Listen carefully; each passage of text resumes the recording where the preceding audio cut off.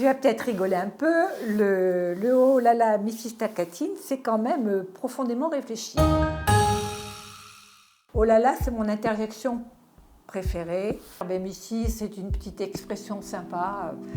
Et le Takatine qui suit, alors ça, ça a une explication un peu gourmande, parce qu'il y avait la dacatine. Alors la dacatine, c'est mon péché mignon, c'est une purée de cacahuètes et c'est très gourmand. Je ne pouvais pas utiliser la marque Dacatine, ce qui fait que, oh là là, Mrs. Takatine est arrivée comme ça. Mon activité globale, j'ai réagi aux couleurs, aux tissus, à mes trouvailles, tout ce qui m'interpelle. Je suis toujours perdue dans mes pensées, en train de... Quand je vois un truc sympa, ben je me dis tiens, je vais peut-être pouvoir le transformer, le récupérer.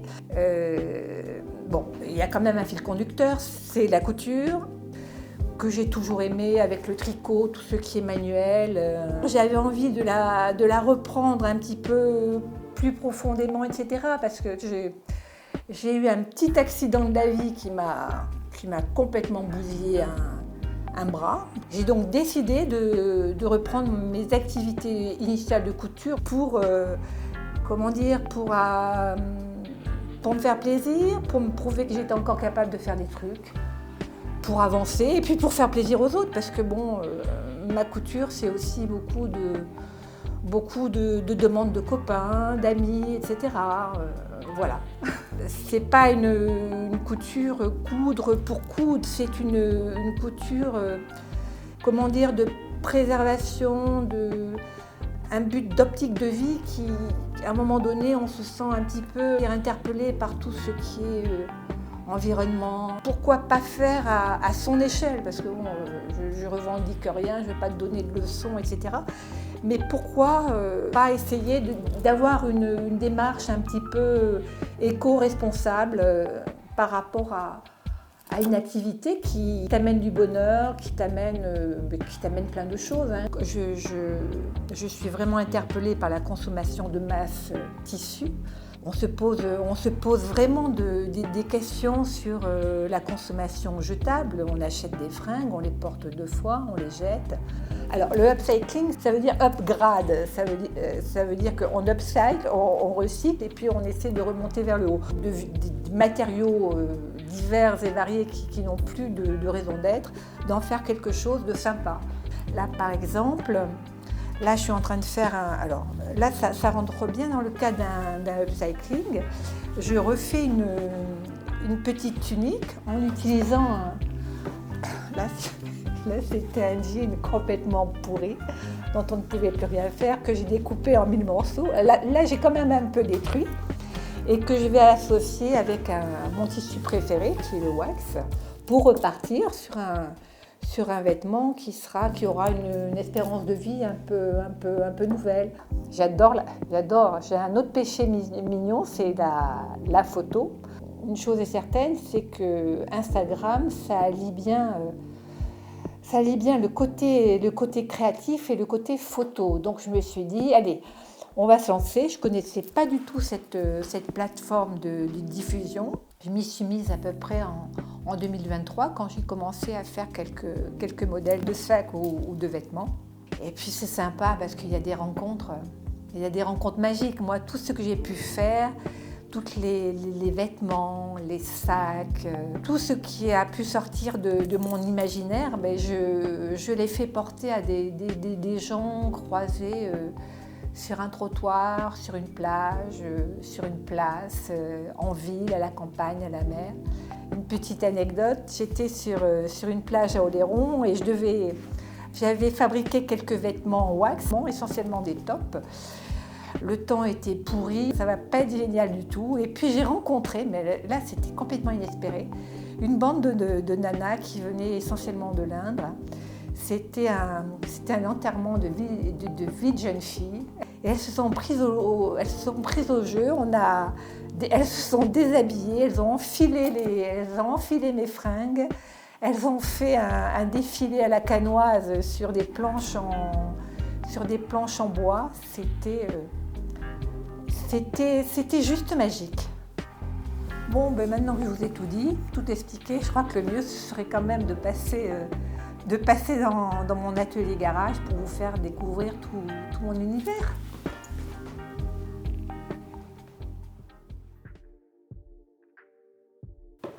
Salut! Oula!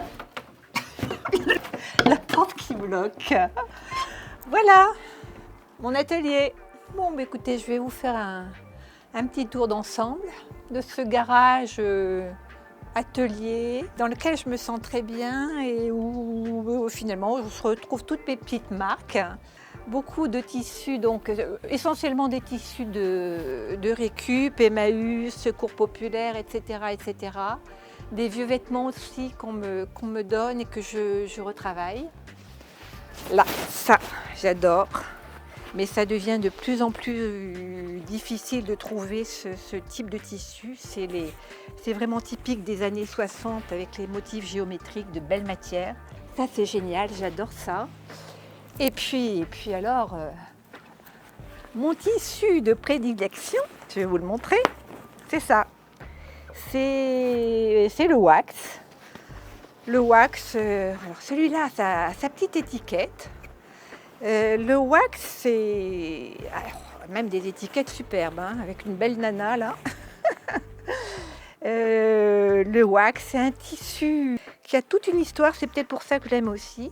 Voilà, je vous donnerai quelques petites explications sur le wax un peu ultérieurement. Mon panneau famille avec mes 3 chéris, mes petits-enfants, les copines, mes univers, mon échelle.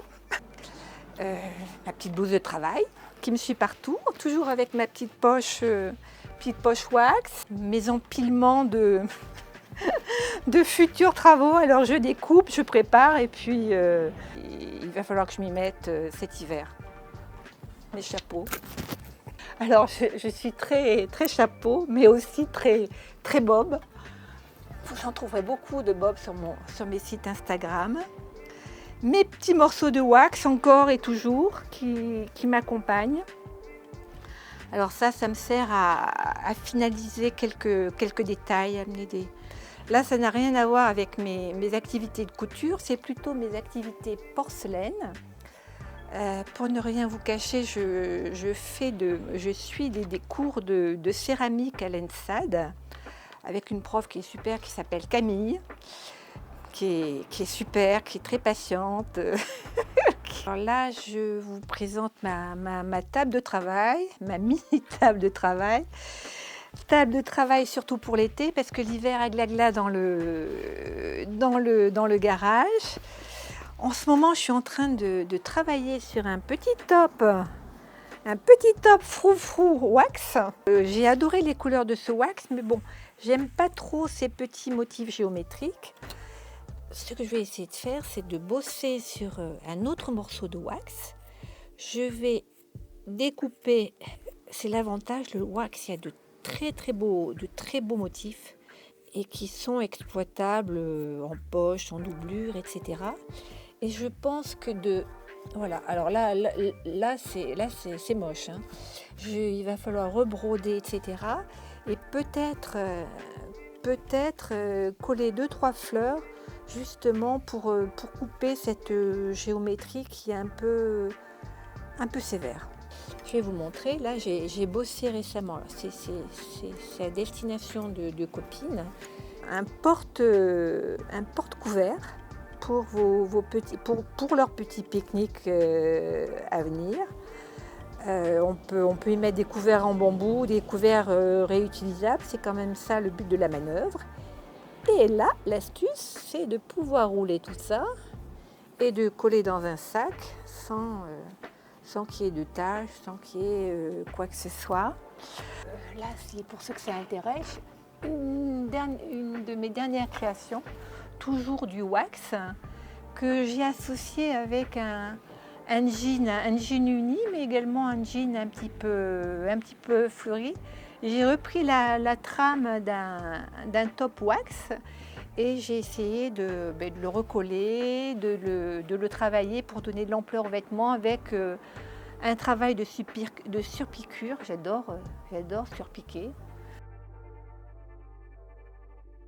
Là, par exemple, vous avez un petit moment pour revisiter une salopette, somme toute très classique, avec une broderie panthère. J'avoue que je trouvais ça cool. C'est vrai que le jean, c'est un support génial pour ce genre d'exercice. C'est mes vestes de travail. Là c'est vraiment des vestes qui étaient destinées à la destruction, que j'ai récupérées, des vestes en jean, mais de super qualité. Ça, c'est une veste Kojima, c'est pareil, qui était destinée à la benne. On s'imagine beaucoup que le wax est un tissu africain.